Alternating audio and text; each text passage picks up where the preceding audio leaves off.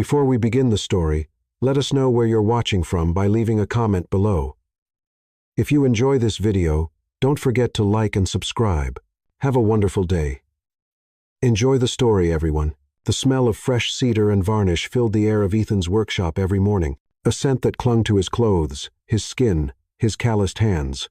In the heart of Portland's Alberta Arts District, where brick buildings wore murals like second skin and coffee shops buzzed with conversations of artists and dreamers, Ethan carved out his life from wood. His workshop was tucked between a vintage record store and a yoga studio, a place where sawdust danced in beams of golden light, and the rumble of his circular saw became the neighborhood's unlikely lullaby. He was 32, built like the Douglas firs that rose in the forests on the city's outskirts, broad shoulders that strained against flannel shirts, arms marked by muscles formed from years of hoisting heavy planks, hands that could shape oak as easily as they held a coffee cup. His dark brown hair fell slightly over his forehead, and his eyes, deep brown, warm as whiskey, carried a kindness that contradicted his size. Women noticed him. God, how they noticed him. At the Saturday farmers market, where he sold handcrafted cutting boards and wooden spoons, their eyes followed the movement of his hands as he glided his palm over the smooth grain of walnut. At the corner bar,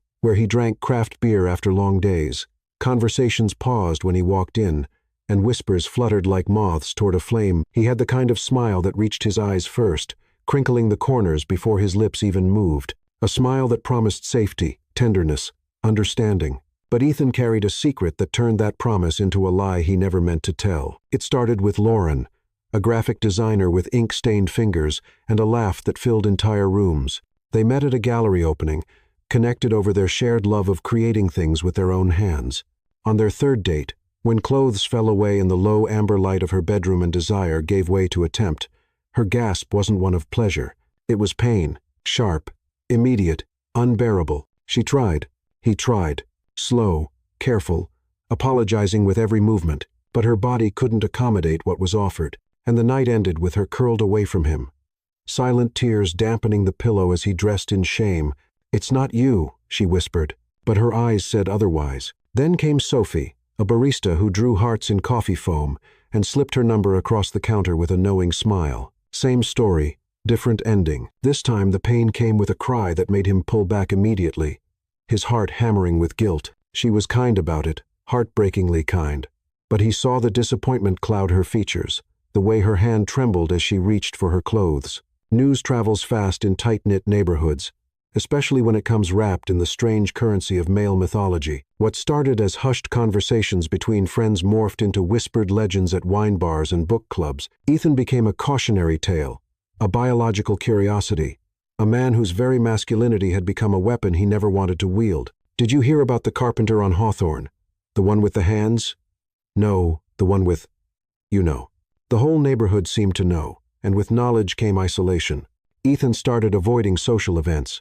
The block parties that once filled him with joy now felt like minefields of curious glances and pitying smiles. He felt the weight of eyes on him when he walked down the street. Women who had once flirted now looked away, as if mere proximity might hurt them. His friends, men he'd known since moving to Portland 5 years ago, didn't know how to handle the silent embarrassment. Friday night beers became less frequent. Invitations to barbecues stopped coming.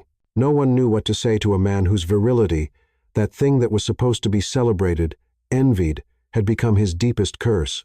He smiled with his eyes, but carried in his shoulders the pain of never being fully accepted. At night, alone in his apartment above the workshop, Ethan wondered if this was how it would always be. He looked at his hands, the same hands that could turn raw wood into art, and wondered why his body couldn't be equally controllable, equally shapeable. Why did he have to be like this? Why had nature given him something the world called too much? He remembered when he was younger, before he understood the burden he carried. There was a girl back then, Harper, tall, beautiful, with hair that caught sunlight and eyes that truly saw him. They were just kids sharing secrets under the old tree in her backyard, dreaming about futures that seemed so possible, so bright. But that was before everything. Now Ethan was a myth, an urban legend, the man women desired from afar, but feared up close, and in every stranger's gaze, he read a silent sentence: untouchable. Wood didn't judge him. Wood received his hands, his tools, his vision, and transformed into something beautiful. Maybe that's why he spent more and more hours in the workshop, lost in the smell of sawdust and the hypnotic rhythm of sandpaper against grain. There he had control. There he could create without fear of causing pain. But at night, when the city silence settled in and moonlight cast long shadows through the windows of his empty bedroom, Ethan felt the weight of loneliness like a stone in his chest. He was desired, he was feared, but never, ever was he simply loved. The months that followed turned Ethan into a ghost of himself. He still woke every morning to the alarm at 6, still made his coffee strong and bitter, still opened the workshop doors promptly at 7:30, but something fundamental had changed. Something he couldn't name but felt in every fiber of his being. The rumors had taken on a life of their own, like a creature with its own will that fed on whispers and furtive glances. At breakfast at Blue Heron Coffee, where he used to grab his double espresso before work, conversation ceased when he entered. Not abruptly, that would be too obvious, but gradually, like music fading down until it became just a distant murmur. That's him. He'd hear sometimes when he pretended not to pay attention. The carpenter, one Thursday afternoon, as he loaded oak planks from his truck, he heard two women talking across the street. They didn't know he could hear them, or maybe they didn't care.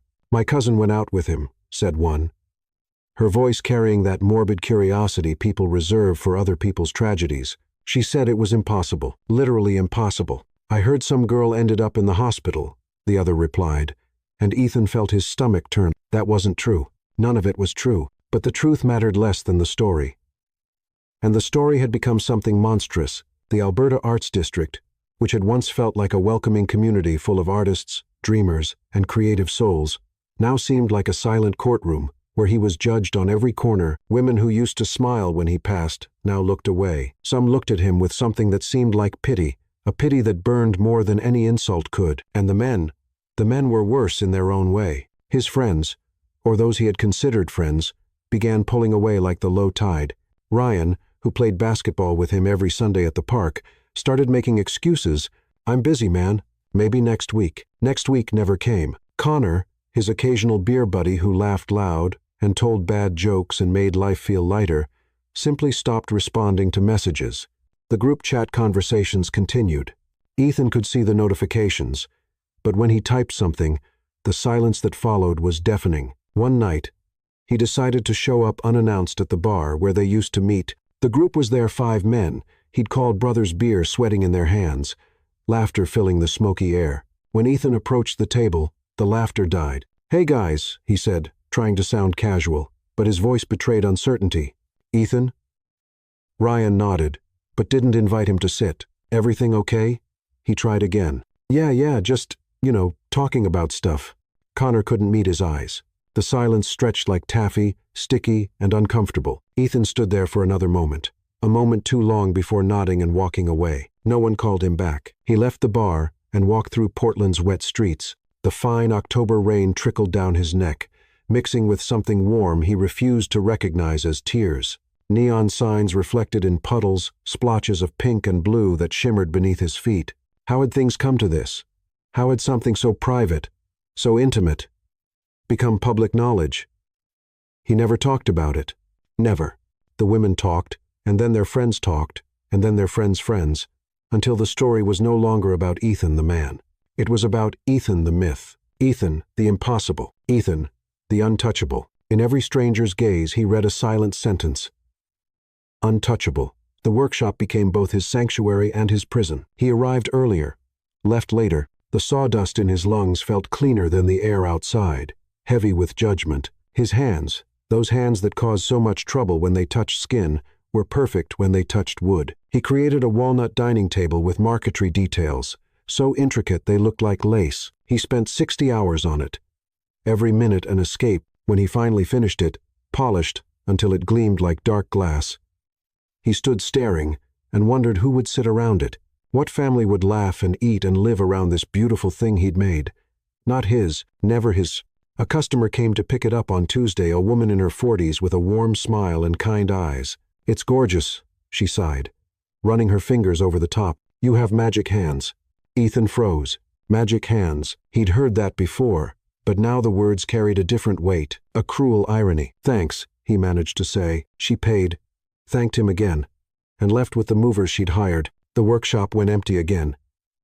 echoing with silence. That night, Ethan sat on the floor of his workshop, back against the wall, a half-empty bottle of bourbon beside him. Moonlight came through the skylight, casting long bluish shadows over the hanging tools, saws, planes, chisels, each in its place, each with its purpose.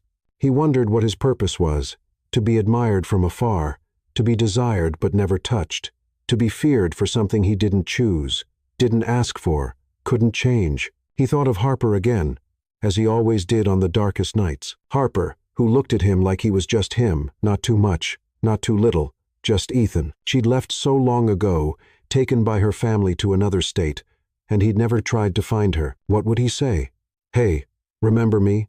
I'm that guy everyone can't stop talking about for all the wrong reasons." The man of strong wood and sensitive soul slowly faded until he hid completely. He drank straight from the bottle, the liquid burning his throat, and closed his eyes. In the dark, he could pretend he was someone else, someone normal, someone who could walk into a bar without awkward silences, someone who could touch another person without causing pain, someone who wasn't so completely, devastatingly alone. But when he opened his eyes, reality was still there. The tools, the sawdust, the emptiness, and the whispers. Always the whispers. Memories have a smell. Ethan discovered this years ago when the scent of cinnamon and apple instantly transported him back to his grandmother's kitchen, his 8-year-old self, small hands buried in pie dough. And there was another smell that haunted him on sleepless nights: cut grass, ripe strawberries, and something floral he could never identify. The smell of summers with Harper. She appeared in his thoughts like a breath of relief, a cool breeze on a stifling day, especially now, when the weight of loneliness pressed on his chest like water-filling lungs. On the hardest nights, when bourbon wasn't enough to silence the whispers echoing in his mind, he allowed himself to remember. They were 10 when they met. Harper's family had just moved in next door, and Ethan was in the backyard trying to build a fort out of cardboard boxes, an ambitious engineering project that kept collapsing. He heard the voice before he saw her. "You're doing it wrong. You need an internal structure." Ethan looked up and his jaw dropped. The girl standing at the fence was tall, not just tall for a 10-year-old girl, really tall. She towered over him by at least 6 inches, maybe more. Her honey-brown hair was pulled back in 2 messy braids, and her green eyes sparkled with sharp intelligence. "I know how to build a fort," he'd replied, defensive in the way only 10-year-olds can be. "Clearly not," she smiled.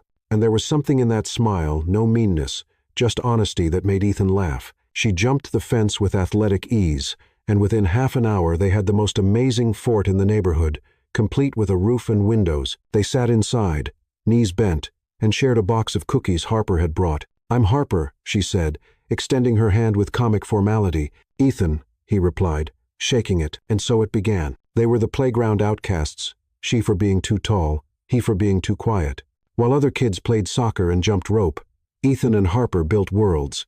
They turned the old tree in her backyard into a pirate ship, a castle, a space station. They spent hours up there, legs dangling from branches, inventing stories where they were heroes and no one judged them. "My mom says I'll stop growing soon," Harper said one day when she was 12 and already 5'7". Her voice carried a fragile hope that broke Ethan's heart. "Why? You're perfect like this," he'd replied with the brutal honesty of youth. She looked at him, surprised, and then smiled, that smile that made Ethan's world make sense. But she didn't stop growing. At 15, Harper was 6 feet tall, all legs and adolescent awkwardness. Boys at school made jokes. Girls whispered. She started walking, hunched over, trying to shrink, trying to disappear. "Hold your head up," Ethan would say whenever he saw her like that. He'd grown too at 15. He already had broad shoulders and large hands that promised the height yet to come. "You're like a tree, Harper. The tallest ones are always the most beautiful."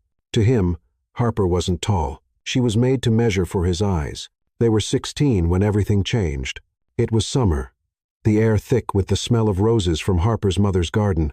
They were lying on the grass under their tree, watching clouds pass a ritual they'd kept since childhood. "I'm moving," Harper said suddenly, her voice flat, as if trying not to feel the words. Ethan's head snapped around. "What?" "My dad got a job in Seattle. We're leaving at the end of the month." Ethan's world tilted. "Seattle? That was far. Really far. But you can't," he said, and hated how his voice sounded young, scared. "I don't have a choice, Ethan." She looked at him, and her green eyes were shining with unshed tears. "I don't want to go." They fell silent. The sound of crickets was starting to rise, filling the air with their night song, strawberries and flowers. He could smell her perfume mixed with the grass. He wanted to say so many things, wanted to say she was the only person who made him feel like he belonged somewhere, wanted to say that when he looked at her, he saw a future, not the vague future teenagers dream about, but something concrete, real, possible. But he was 16, and the words stuck in his throat like stones. On the day she left, he went to her house. Most of the boxes were already in the moving truck. Harper was in the backyard staring at the tree with an expression Ethan would never forget, longing for something she hadn't left yet. "Hey," he said softly. She turned, and he saw she was crying. Without thinking, he opened his arms, and she walked into them. All of her height, all of her length, fitting perfectly against him. He'd grown more. Now he was taller, but just enough so her chin could rest on his shoulder, so his arms could wrap around her completely. "Will you write to me?" she whispered against his neck, and he felt the wetness of her tears on his skin. Every day, he promised. They stayed like that for a long time, long enough for Harper's mother to have to call her twice. When they finally separated, Harper held his face between her hands. "You're my favorite person in the whole world," she said. "You know that, right?" He nodded, not trusting his voice. And then she was gone. They wrote for a few months long emails full of details about their separate lives, but life has a way of intruding. High school ended, college started.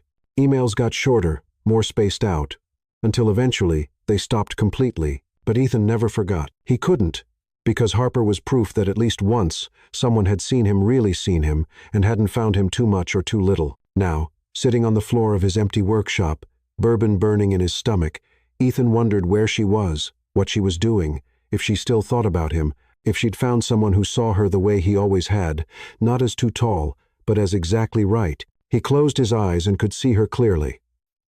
15 years old, all legs and shy smiles. Saying she was too tall as if it were a flaw. "You're perfect," he'd said, and he'd really believed it. He still did. There's a specific kind of pain that comes from losing someone who's still alive, an emotional amputation where the phantom limb keeps aching years later. Ethan knew this pain intimately. It lived in his chest just below his ribs, a constant weight he'd learned to carry as part of himself. That last afternoon with Harper remained preserved in his memory with cruel clarity, every detail sharp as broken glass, every moment capable of cutting if he touched it wrong. It was August, the kind of day when summer heat began giving way to the promise of fall. The sky was that deep, impossible blue that only exists at summer's end, and the leaves of the old tree in Harper's backyard whispered with a breeze that smelled like change.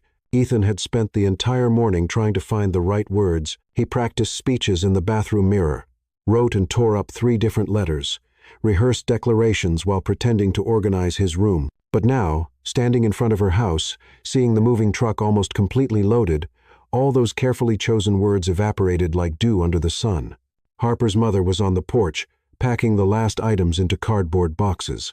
She saw Ethan and smiled, a sad smile that said she understood somehow what was happening in his heart. "She's out back, honey," she said softly. "In the tree? Of course she was. Where else would she be?" Ethan walked around the house, his Converse sneakers sinking slightly into the grass still damp with morning dew. And there she was, Harper sitting on the thickest branch of the old tree, legs swinging in the air, staring at the horizon as if she could see Seattle from there. She wore a yellow summer dress, her mother had probably insisted she put on for the trip, but had a hoodie tied around her waist. Always practical, always prepared. Her hair was down, falling down her back in honey-brown waves that caught the sunlight. She looked grown up, different from the girl he'd known just a few years ago, but still unmistakably Harper. "Can I come up?" he asked, stopping at the base of the tree.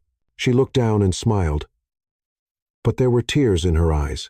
"Like you need to ask." Ethan climbed with the ease of years of practice. They'd climbed this tree thousands of times, knew every branch, every knot in the wood, every safe place to put your foot. He sat beside her, and their shoulders touched. Perfect fit, like always. For a long moment, they just sat in silence. The wind moved the leaves above them, creating patterns of light and shadow on their faces. A songbird chirped somewhere nearby. The world kept turning, indifferent to the fact that his was about to fall apart. "Remember when we built that fort up here?" Harper said finally, her voice thick. "You were so sure the branch would hold all those planks you dragged up from the basement." "It did," Ethan replied, forcing lightness into his voice. "For 3 days? Then it collapsed and almost broke your brother's arm." "Technical details," She laughed a small, broken sound, and then the laugh turned into a sob. Ethan felt his own chest tighten. "I don't want to go," she whispered. "I told my parents. I begged. But my dad already signed the contract. We already have a house. They already enrolled my sister in the new school. And I—" Her voice failed. Ethan turned to look at her and saw tears streaming down her cheeks. Without thinking, he raised his hand and wiped them away with his thumb, a gesture so intimate, so natural that neither of them questioned it. "Seattle's not that far," he said, though they both knew it was a lie. "It might as well be another planet."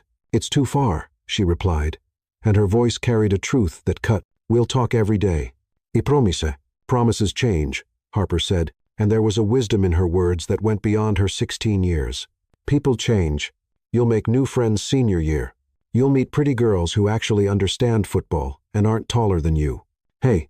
Ethan held her chin, making her look at him. "Don't do that. Don't make yourself small. Not here. Not with me." Her green eyes searched his, looking for lies, for pity, but all she found was raw honesty. "You're the most important person in my life," he said, every word heavy with truth. "You know that, right?" Her voice was a whisper. "No. Let me finish." He took a deep breath. This was the part he'd rehearsed, the part that mattered. You're like air. I don't notice how much I need it until I imagine being without it. And now you're leaving, and I don't know how to do this. I don't know how to let you go." Harper closed her eyes, and more tears fell. Then, "Don't." Ethan's heart stopped. The world stopped. Even the wind seemed to hold its breath. "What do you mean?" She opened her eyes and looked at him with an intensity he'd never seen before. "Ask me to stay. Tell me you need me. Give me a reason, and I'll fight my parents. I'll find a way." He should have said something, should have said everything, but he was 16 and terrified, and didn't fully understand what she was offering, what she was asking. Harper, I can't ask that. Your family." Something changed in her face. A door closing, a light going out. "Right," she said, and her voice was different now, more distant. "You're right. Harper. Harper, honey." Her mother's voice cut through the air. "We need to go. We have a long drive." They climbed down from the tree in silence. On the ground, they stood facing each other, and Ethan could feel the weight of all the unspoken things hanging between them like fog. Harper stepped forward and hugged him tight. Desperate, he held her back, memorizing the feel of her in his arms, the smell of strawberries in her hair, the way she fit perfectly against him. "You're going to do amazing things," she whispered in his ear. "You're going to build beautiful things and make someone very happy." "You too," he managed to say, though the words came out strangled. She pulled back, and for a moment, just a moment, their faces were inches apart. His eyes fell to her lips. Hers did the same. The air between them was charged, electric with possibility. But then she stepped back, took one step away, then another. "Goodbye, Ethan. See you later," he corrected, because goodbye felt too final. She smiled sadly.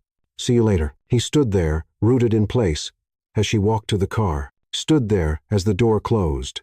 Stood there as the engine started and the car pulled out of the driveway, drove down the street, and disappeared around the corner. There was no kiss, just a deep silence, loaded with everything that was never said. When he finally turned to leave, Ethan looked at the tree one last time. It stood there solid and unchanging, silent witness to all their shared summers, all their whispered secrets, all their childhood dreams. She took the light, and he stayed in the shadow.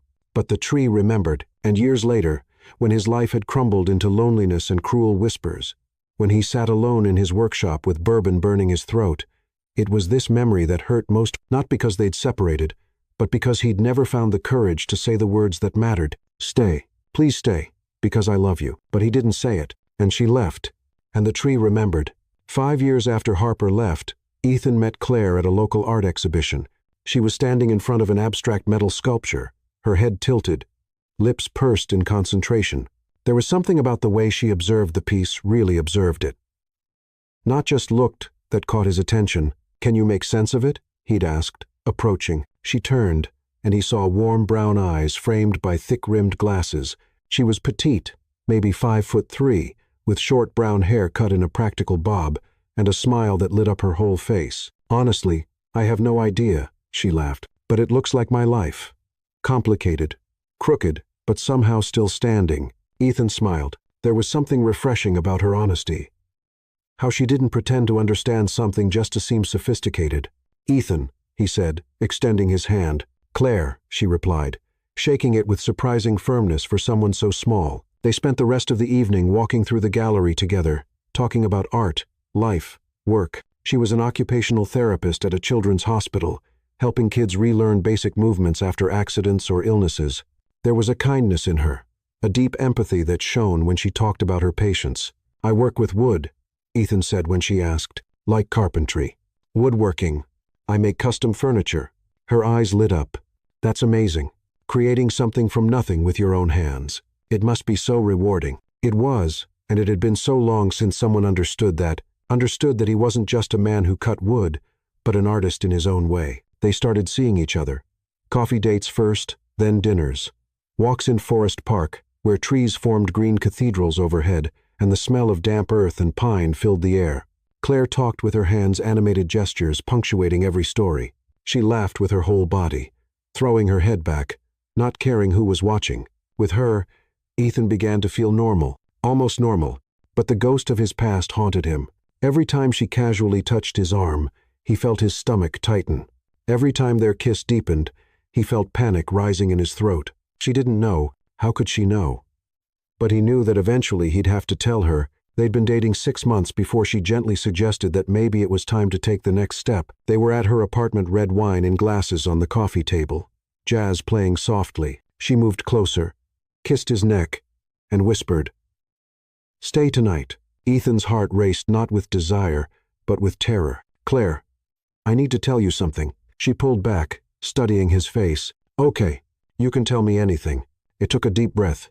"I have a condition physical that makes intimacy difficult." She waited, no judgment in her eyes, just gentle curiosity.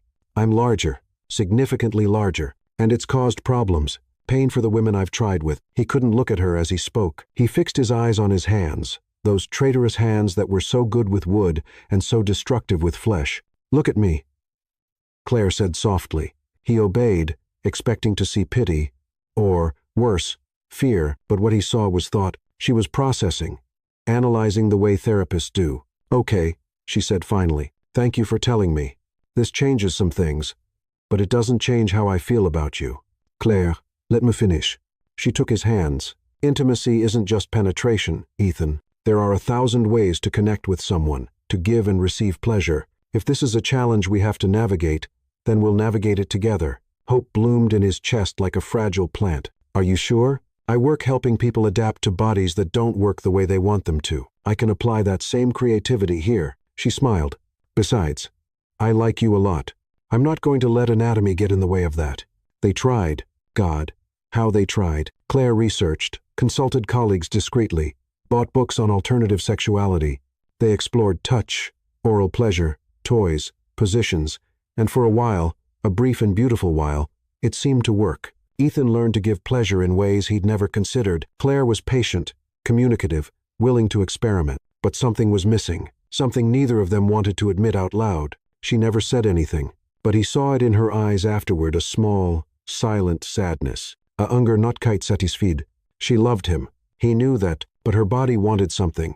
His body couldn't give without causing pain. They got married 2 years later in a small ceremony in a friend's backyard under a canopy of fairy lights and wildflowers. Claire was beautiful in a simple lace dress, and when she said "I do," there were genuine tears of joy in her eyes. Ethan believed in that moment that love would be enough. It wasn't. The first year was good, the second harder. By the third, the silence between them grew like a living thing, taking up space where there used to be conversation and laughter. They still loved each other, that was the cruelest part. Still cared deeply, still respected each other, still laughed at each other's jokes. But the lack of full physical connection began to create a crack that slowly widened into a chasm. Claire never complained, never blamed him. But he saw it in the way she sighed when she thought he wasn't listening, in the way her gaze lingered when she saw couples touching casually, in the way she pulled away slightly when he reached for her in bed. One winter night, 4 years into the marriage, she sat on the couch beside him and took his hand. "Ethan," she said softly, and he knew from her tone that something was breaking. "We need to talk." His stomach sank. "Okay, I love you. You know that, right?" "I know, and you're one of the best men I've ever met. Kind, talented, thoughtful, Tears filled her eyes. But I can't do this anymore. I tried. God, how I tried. But there's something missing, and it's eating me up inside. He nodded because he knew. Of course he knew. He felt it too, the hole where there should be wholeness. The hunger that no amount of other forms of intimacy could completely fill. I don't blame you, she continued, her voice breaking. This isn't your fault. But it's also not my fault for wanting more, for wanting everything. And I feel so selfish saying that. You're not selfish, Ethan said, and he truly believed it. You deserve everything you want. You deserve someone who can give you that. I don't want someone else. I want you, he finished for her. But you can't have both, she sobbed, covering her face with her hands. Ethan pulled her into a hug, and they stayed like that for a long time, crying, holding each other, mourning a marriage that was dying not from lack of love, but from lack of ability. The divorce was amicable, if such a thing exists. They divided assets fairly, kept communication respectful, promised to remain friends. You'll find someone, Claire said the day she finished moving her things out. Someone who fits in all the ways that matter. You too, he replied, though he didn't believe it for himself. She kissed his cheek, one last gesture of affection, and then she was gone. Ethan stood in the empty apartment, surrounded by spaces where her belongings used to be. The half-empty bookshelf, the empty hook in the bathroom where her robe used to hang, the silence where there used to be her laughter. Claire left. Ethan stayed once again alone and wounded. Something was missing between them, something the soul asked for and the body couldn't give. And in the growing darkness of that winter afternoon, Ethan wondered if it would always be like this, loved halfway, desired, but never fully accepted, condemned to live at the intersection between desire and impossibility. Wood never rejected him. Wood always responded to his hands. Maybe, he thought, that was all he deserved. The winter after the divorce was the darkest Ethan had ever lived through, not just in the metaphorical sense, though it certainly was that, but literally. Portland plunged into weeks of relentless rain, the kind that turned the world into shades of gray and made the sun seem like a forgotten myth. Ethan stopped going to the bar, stopped answering messages, stopped accepting orders that required more than the mechanical work of his hands. He'd wake up, go to the workshop, work until his muscles screamed, and then climb up to the empty apartment, where he slept a dreamless sleep aided by bourbon. It was a type of existence, basic, functioning, disguised as life. It was on one of those January afternoons, when rain beat against the workshop windows like impatient fingers, that he heard the knock on the door, soft but insistent. Ethan considered ignoring it. He wasn't expecting anyone, didn't want to see anyone, but the knock came again, and something, maybe curiosity, maybe simple ingrained politeness, made him put down his sandpaper and open the door. On the other side stood a woman he vaguely recognized from the neighborhood, Miss Ellie, as everyone called her, though he never knew if that was actually her name or just a title of respect. She must have a range been in her early 70s, maybe older, with dark skin that seemed polished by time until it shone, and eyes that carried the weight of wisdom earned through decades of lived life. She wore a quilted purple coat against the rain and held a basket covered with a checkered cloth. "Ethan," she said, and her voice carried the soft accent of the American South. "Can I come in? I'm getting soaked out here." "Sure. Sorry." He opened the door wider, making room for her to pass. Miss Ellie entered with the familiarity of someone who never doubted their welcome. Her eyes swept over the workshop, the organized tools, the sawdust on the floor, the half-finished project on the workbench, and she nodded, as if approving. "You have talented hands," she said, placing the basket on a clean table. "I saw that table you made for the Carter family. Beautiful. Absolutely beautiful." "Thank you," Ethan murmured, not quite knowing what to do with his hands. He shoved them in his jeans pockets. "I brought soup," she said, pulling back the cloth to reveal a glass container still steaming. "Chicken with vegetables. My mother's recipe and bread.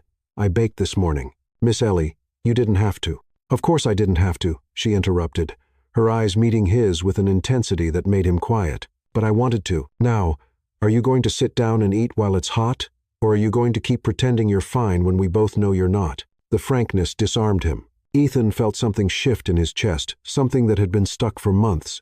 I don't know if I have clean dishes upstairs.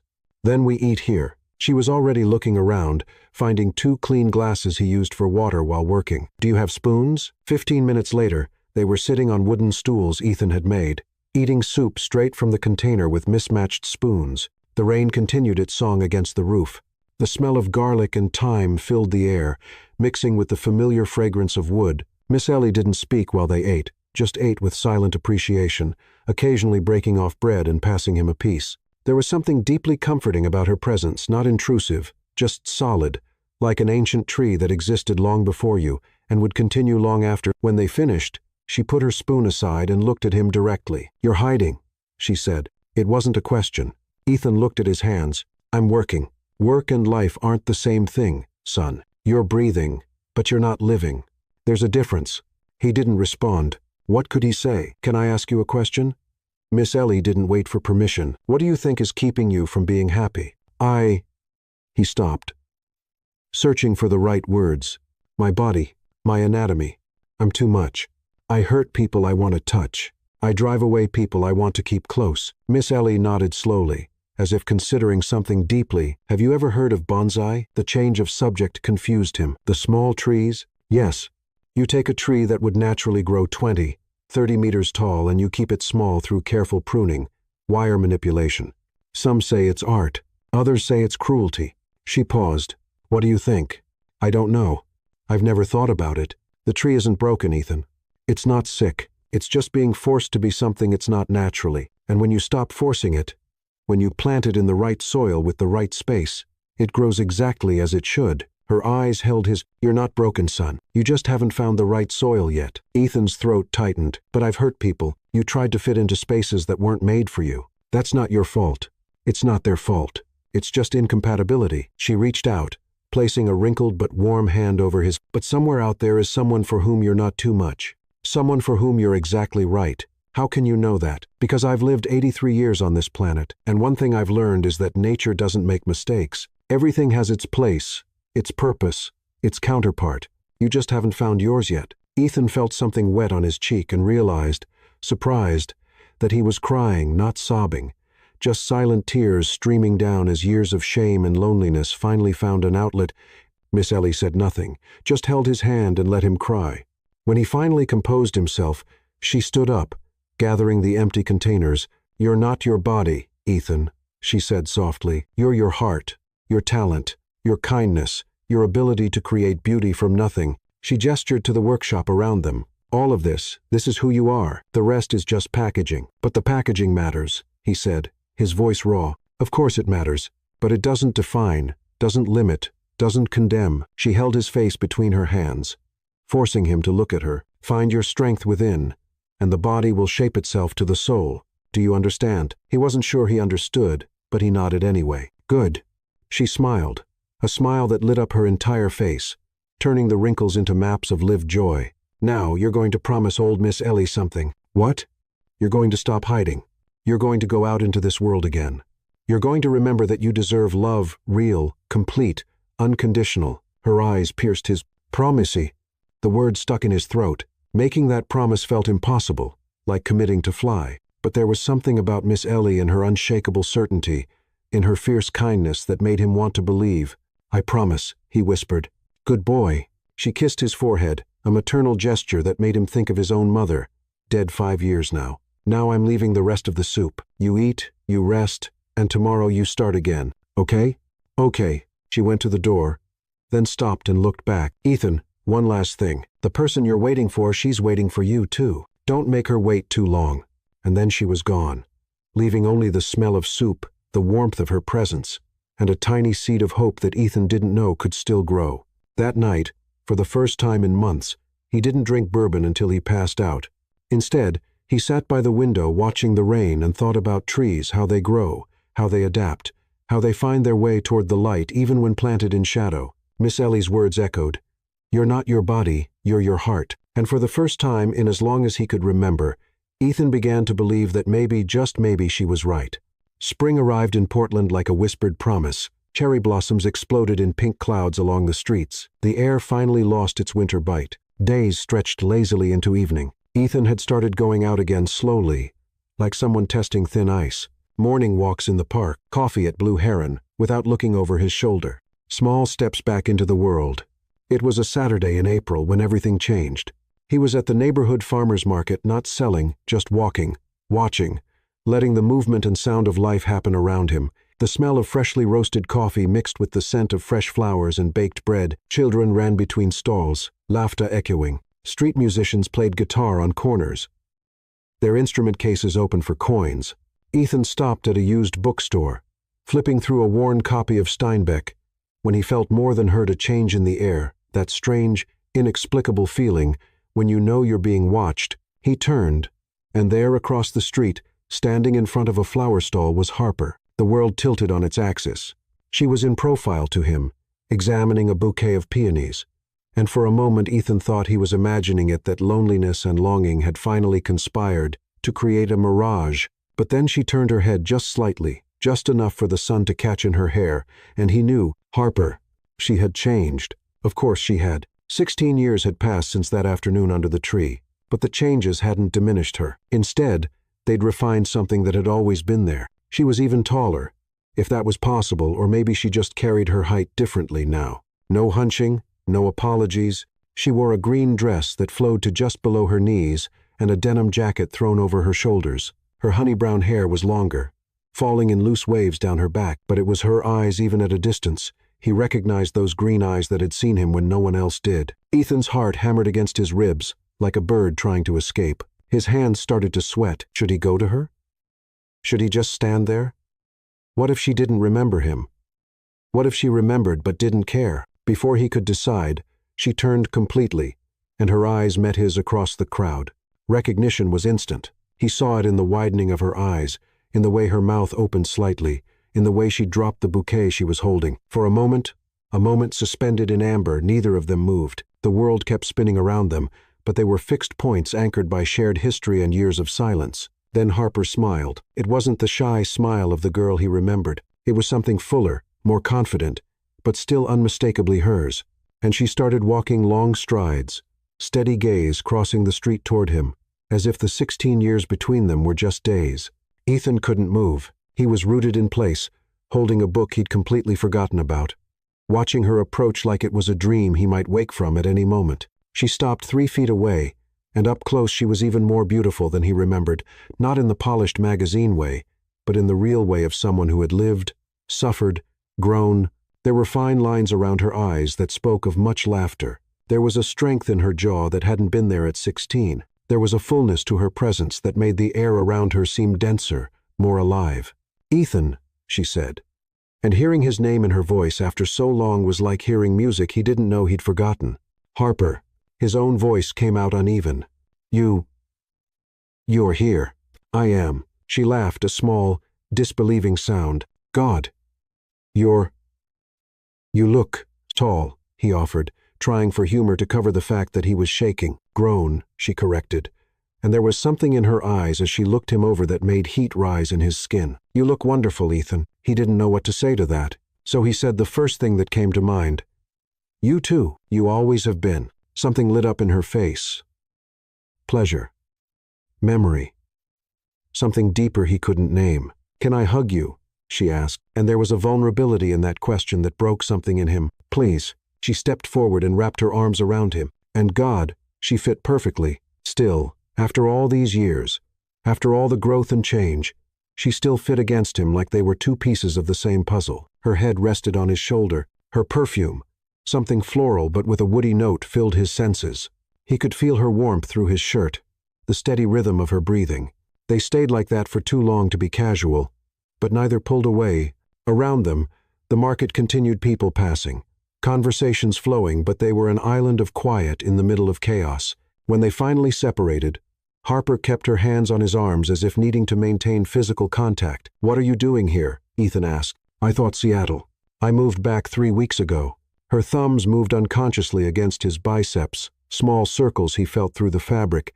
"I got a job as an architect at a firm here, and I wanted to come home." Portland is home. Her eyes met his. It always was, even when it wasn't. There was so much weight in those words, so much left unsaid. "Coffee?" he heard himself say. "I know a place. Unless you're busy." "I'm not busy."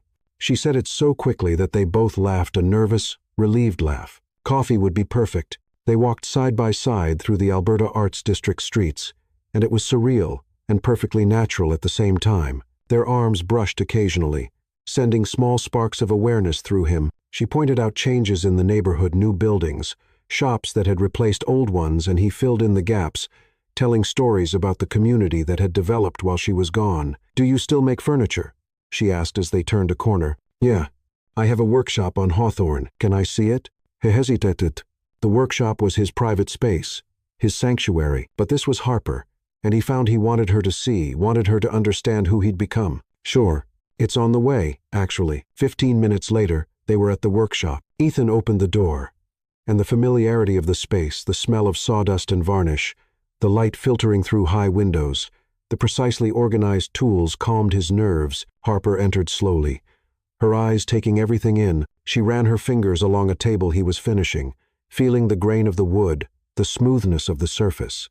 There was reverence in her touch that made his chest tighten. "Ethan," she whispered, "this is incredible. You're incredible. It's just wood." She turned to him, and there was an intensity in her face that made him forget to breathe. "It's not just wood. It's art. It's you transforming something raw into something beautiful." She took a step closer. "You always had this gift. Even when we were kids, that fort we built, you saw possibilities where no one else did.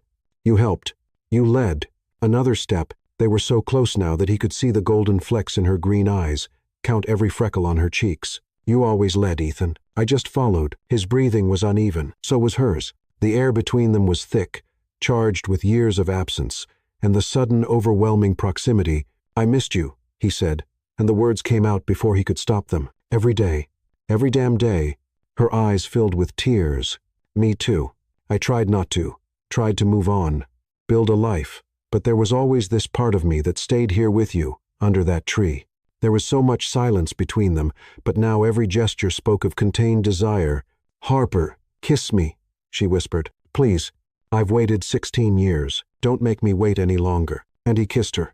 It was like coming home and discovering a new country at the same time. Her lips were soft, warm, moving against his with a need that matched his own. Her hands rose to his hair, and he wrapped his arms around her waist, pulling her against him. She gasped against his mouth, and the sound went straight to his blood. He deepened the kiss, and she responded with equal fervor, her fingers clutching his shirt as if he might disappear if she let go. When they finally broke apart, they were both breathless, foreheads pressed together, hearts beating out of sync. "That was," she began. "16 years overdue," he finished. She laughed a rich, happy sound and kissed him again, briefer this time but no less intense.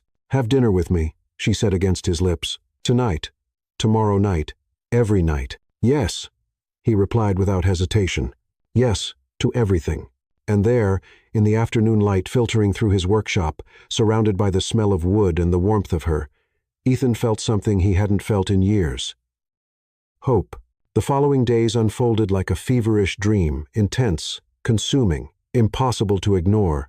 Ethan and Harper fell into a rhythm that was both new and old, like a dance they'd rehearsed years ago but never had the chance to perform. They saw each other every day, sometimes in the morning for coffee before work, sometimes at lunch, meeting at a favorite food truck, or sitting on a park bench. Always in the evening, long dinners where food grew cold on plates while they talked, aimless walks through Portland's lit streets. Hours spent simply existing in the same space, but there was something growing between them, something hot and insistent that pulsed beneath every conversation, every laugh, every casual touch that wasn't casual at all. It was Thursday night, and they were at Harper's apartment for the first time. She'd moved into a loft in the industrial district, open spaces with exposed beams and huge windows overlooking the city. Boxes still waited to be unpacked in corners, but she'd managed to set up the essentials: a comfortable couch, a small dining table, plants in the windows catching the afternoon light. "Sorry about the mess," she said, bringing 2 glasses of red wine from the kitchen. "I'm still figuring out where everything goes." "It's perfect," Ethan said, and he wasn't talking about the apartment. Harper wore black leggings and an oversized t-shirt that slipped off one shoulder, revealing the curve of her collarbone. Her hair was pulled up in a messy bun, loose strands framing her face, no makeup, barefoot, completely relaxed, and she took his breath away. They sat on the couch, legs folded beneath them, turning toward each other. Conversation flowed naturally, talking about work, about plans for the weekend, about an art exhibition she wanted to see. But beneath the words, another conversation was happening in looks that lingered a second too long, in smiles that carried promises, in the way their knees touched and neither pulled away. "You have sawdust in your hair," Harper said suddenly, laughing. What? Really? Here. She reached out, her fingers sliding through his hair behind his ear, removing the small wood fragment, but after she removed it, her hand remained fingers slowly tracing from temple to jaw. Her fingers trembled as they touched his face. Harper's skin was warm. Her touch was fire. Ethan froze every nerve in his body, hyper-aware of the contact. His eyes met hers, and what he saw there made his heart skip. Desire. Yes. But also tenderness, curiosity, a kind of wonder. Harper, he said, and his voice came out rough. You're shaking, she whispered. You're touching me. Is that bad? It's anything but bad. She smiled a slow, knowing smile he'd never seen before. Her thumb traced his lower lip, and he saw her eyes darken when his breathing quickened. I want to kiss you, she said, all the time. It's driving me crazy. Then kiss me. She did slowly this time, savoring. Her lips moved against his with a deliberation that was somehow more intense than urgency. She tasted of wine and possibility. Her hands shaped his face, holding him like he was precious, fragile. When they separated, she didn't go far. Their breaths mingled. Their noses touched. You know what's crazy? She whispered. What? I used to dream about this when we were teenagers, kissing you. Her fingers traced his jaw. I thought it was just a girl's fantasy. But later, when I grew up, when I had other relationships, none of them felt right, and I wondered if it was because I was comparing them all to you. His heart was pounding. Harper, let me finish. Her eyes searched his and quote, I came back to Portland for work. That's true, but I also came back because I couldn't stop thinking about you. About us, about what could have been if I'd been brave enough to stay. You were 16. You didn't have a choice. I did. I asked you to give me a reason to fight. And you didn't. The truth of that hurt. I know. I was young and stupid and scared. Me too. She smiled sadly. But we're not young anymore. And I'm not scared anymore. She kissed him again, and this time there was urgency. Her hands slid from his face to his neck to his shoulders, exploring with a curiosity that made his blood boil. He pulled her closer, his hands on her waist, feeling her warmth through the thin fabric of her shirt. She shifted, swinging a leg over him, so she was sitting in his lap facing him. The position pressed them together in ways that made them both gasp. Her eyes widened, and he saw the exact moment she felt. It felt how much he wanted her. The physical evidence pressing between them. He froze, familiar terror rising in his throat. This was when everything always fell apart. When the reality of his body met desire, and desire died under the weight of impossibility, but Harper didn't pull away. Instead, she held his face between her hands, forcing him to look at her. Hey, she said softly, where did you go? Harper, I need to tell you something. Okay. She didn't move from his lap. You can tell me anything. He took a deep breath, trying to find the words how to explain without sounding like a monster. How to warn without scaring her. My anatomy is not typical. I'm larger than most men, significantly larger, and it's caused problems, pain for past partners. He watched her face, expecting to see fear or pity or disgust. But what he saw was thought, consideration. Larger? How? She asked directly. He blinked, not expecting that response. In all aspects, length and girth, how much larger are we talking? Harper. Ethan, I'm an architect. I work with measurements. Specificity helps me. There was a pragmatism in her voice that was somehow comforting. Besides, I'm 6'2". I understand about being too much physically. He gave the numbers he'd memorized from embarrassed doctors and shocked partners. He saw her eyes widen slightly, but not with fear, with curiosity. Okay, she said slowly. That's significantly above average. I hurt people, Harper. I don't mean to, but I do. She was quiet for a moment, her fingers playing with the hair at the nape of his neck. An absent, comforting gesture. Have you ever been with someone my height? She asked finally. Not until you. So maybe, she said slowly, the problem wasn't that you were too much. It was that they were too small. The simplicity of that statement stunned him. Not that they were too small, which would make them victims, but that the fit simply wasn't compatible. No blame, no fault, just incompatibility. Miss Ellie said something similar, he murmured. Miss Ellie is wise. Harper leaned in and kissed his forehead, then his nose, then his lips soft, reassuring touches. Look, I'm not going to pretend I know how this will work, but I'm also not going to run without trying. If you want to try, if you want me, if I want you.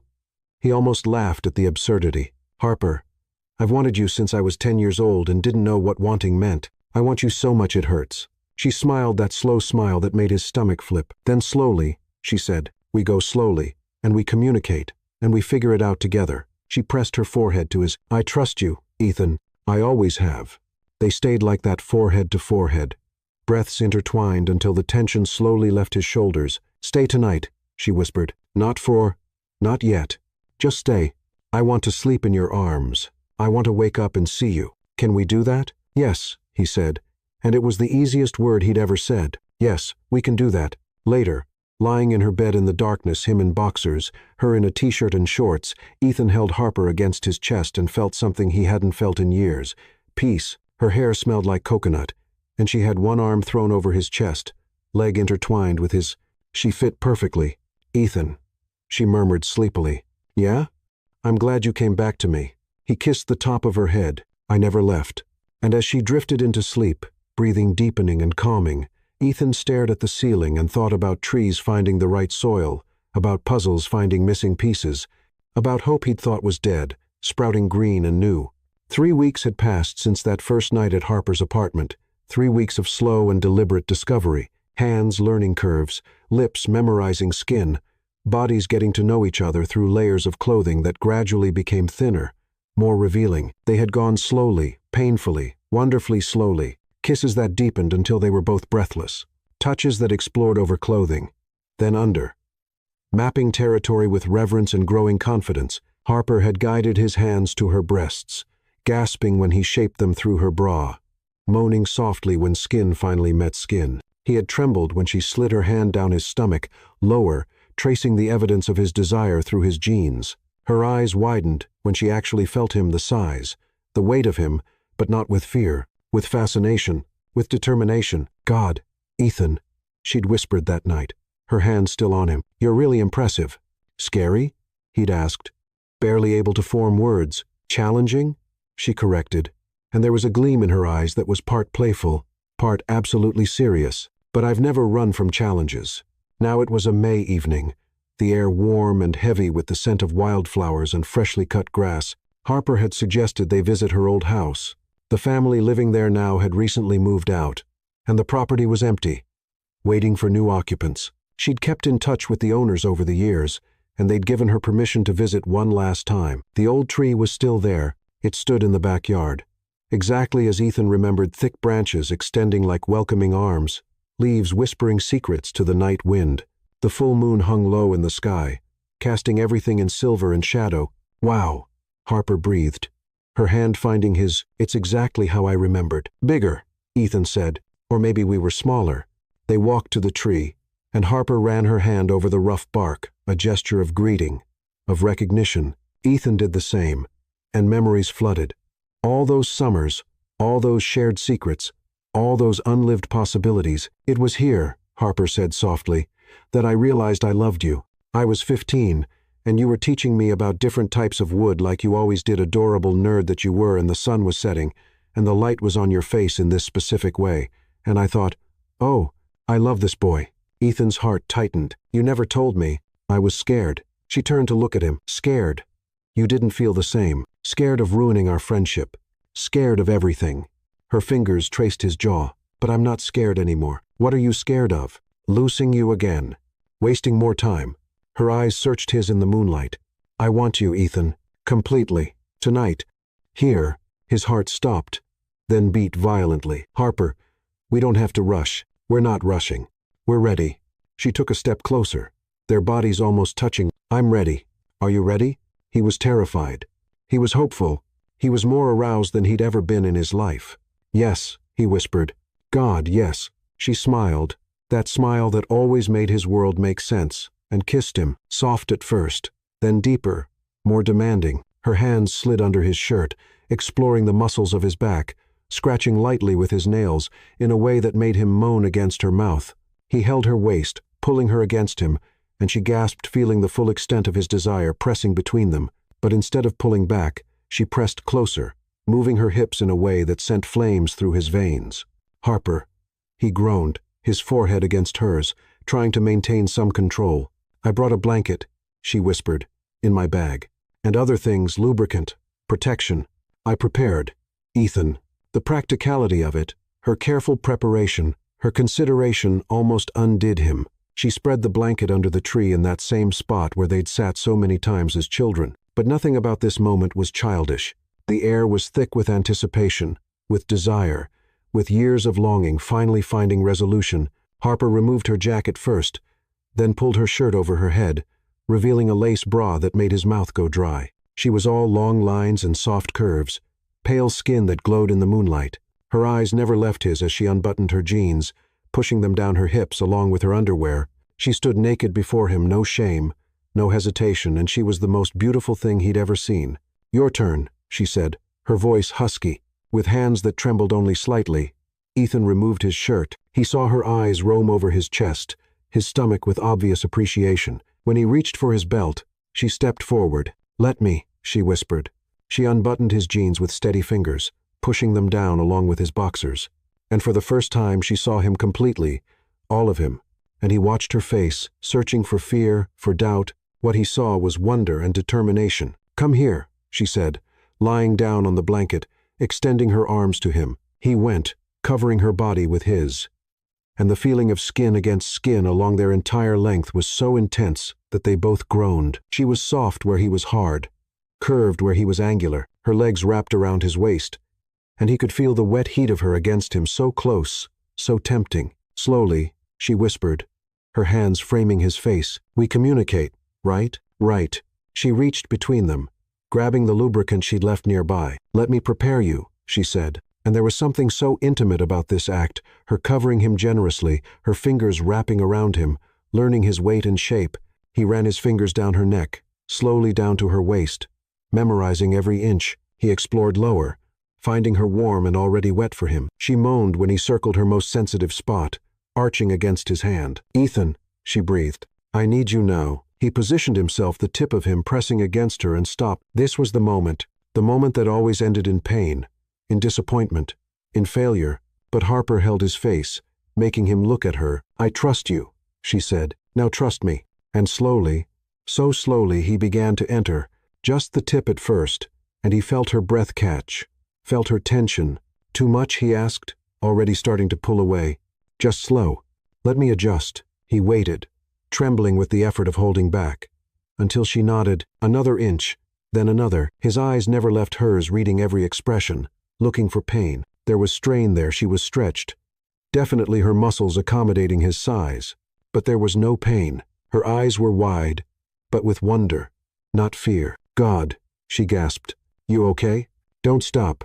Don't you Dari stop." He moved deeper, inch by inch, until finally, miraculously, he was completely inside her, completely surrounded by her warmth, her tightness, her acceptance. Their breaths were ragged. The kisses were intense, wet, hungry. She moaned softly when he pressed his lips to her neck. Skin against skin, careful touches, absolute surrender. He entered her with care and reverence, like someone honoring a miracle. Harper wrapped her legs around Ethan, eyes closed, mouth parted, body saying yes in every movement. "You fit," she whispered in wonder. "Perfectly. You fit in me perfectly." And he did fit. For the first time in his life, his body found a body that could receive him completely, without pain, without limit. She was deep enough, wide enough, strong enough to take all of him. They began moving together, slowly at first, finding their rhythm, learning what made the other tremble. He supported himself on his elbows, watching her face as he moved in her, memorizing every expression of pleasure that crossed her features. "Faster," she asked, her nails scratching his back. "I can take it." "I promise." He sped up, went deeper, and she cried out in pleasure, not pain, but pure ecstasy. Their bodies found a rhythm that was primitive and perfect, ancient and new. "Ethan," she moaned, her head thrown back, exposing the long line of her neck. "Don't stop. Please don't stop." "Never." He swore against her skin. "I'll never stop." He felt when she started to tighten around him, her muscles pulsing, her breathing becoming irregular. She was close. He could feel it, could see it. "Come with me," she whispered. "I want to feel you." And when she broke, when she screamed his name to the night sky, her body convulsing around him, he followed. Waves of pleasure so intense he saw stars, spilling into her as she held him tight, receiving everything he had to give. There, under the tree, there was no more pain. There was pleasure, acceptance, union, afterglow. They collapsed together, sweat cooling on their skin, hearts gradually returning to normal. Ethan rolled to the side, pulling her into his arms, and she came willingly, nestling against his chest, covered only by moonlight and the warmth of their bodies. They lay there. She ran her hand over his chest, tracing invisible lines through sweat and muscle. He kissed her forehead, murmuring, "You're everything," and Harper replied, "You're finally free." They stayed like that for a long time, listening to the night sounds around them, crickets singing, leaves whispering, the world continuing to spin while theirs had been completely transformed. "I love you," Ethan said finally, the words he should have said 16 years ago finally finding voice. "I always have, since we were kids. I just didn't know how to say it." Harper lifted her head, her eyes meeting his in the moonlight. "I love you too," she whispered. "I came home for you, Ethan. For us. For this." She leaned in and kissed him soft, sweet, promising. "And I'm never leaving again. Promise. Promise." And under the old tree that had witnessed their childhood, that had kept their secrets, that had patiently waited for this moment, Ethan believed her. Finally, after years of loneliness and shame and pain, he had found where he belonged, in her arms, in her body, in her love. And it was perfect. 6 months later, Ethan woke to the sound of rain tapping gently against the window. Not the cold, relentless rain of Portland winter, but the gentle drizzle of autumn that turned the city into shades of amber and bronze. He rolled over in bed, reaching for Harper. But the space beside him was empty, the sheets still warm from where she'd been. He found her in the kitchen of their apartment now, since she'd officially moved into the space above the workshop 2 months ago. She was on her tiptoes, reaching for a mug in the upper cabinet, wearing only one of his oversized t-shirts that barely covered her thighs. "Good morning," he said, wrapping his arms around her waist from behind, burying his face in her neck. She leaned back against him, letting out a contented sigh. "Good morning, love." He'd never get tired of hearing her call him that. "Coffee," she offered, turning in his arms. "You," he replied, kissing her deeply. When they finally broke apart, they were both smiling those goofy, lovesick smiles that would have embarrassed their younger selves, but that they now wore without reservation. Life had transformed into something unrecognizable over the past months. The apartment that had once been his sanctuary of solitude was now full of life. Harper's plants in the windows, her architecture books stacked next to his woodworking magazines, their clothes mixed together in the closet. There were new sounds, her laughter echoing off the walls, music she played while cooking, the sound of 2 sets of footsteps instead of 1, and the neighborhood had changed too. Or maybe Ethan had changed, and the neighborhood was simply reflecting that back. The first weeks after that night under the tree had been tentative. He still expected the looks, the whispers, the judgment. But Harper walked beside him with her head held high, fingers intertwined with his, and something about her confidence, her complete lack of shame, began to change the narrative. Miss Ellie was the first to notice. She saw them together at the neighborhood market, and her whole face lit up. "There she is," Miss Ellie said, pulling Harper into a hug before they'd even been formally introduced. "The person you were waiting for." Harper looked at Ethan, confused but smiling. "Miss Ellie said you were waiting for me," Ethan explained. "Months before you came back." "I knew," Miss Ellie said with that certainty that only comes with age and wisdom. "Always knew you two fit."